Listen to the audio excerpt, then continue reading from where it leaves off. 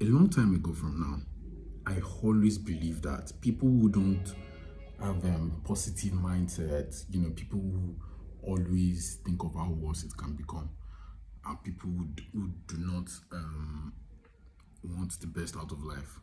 Until I start to realize that having positive mindset as your primary cognitive thought is way weaker than you even thinking of how worse it can become.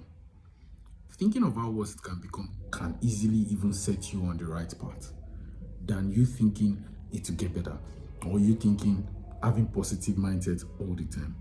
I was dating somebody a long while ago, and whenever we have conversations and we're trying to have real life logic conversations, I always cut it off with, I don't like that you don't believe that things can get better.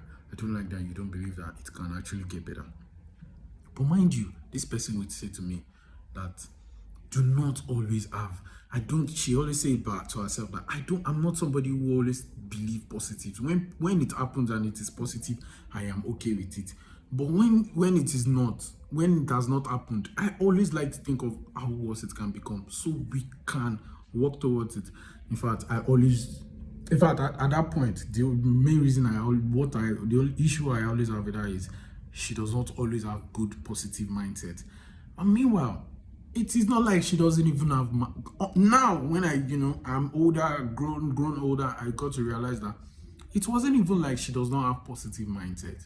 It is that she is preparing for the worst to be able to protect herself. I don't know, until life started to life.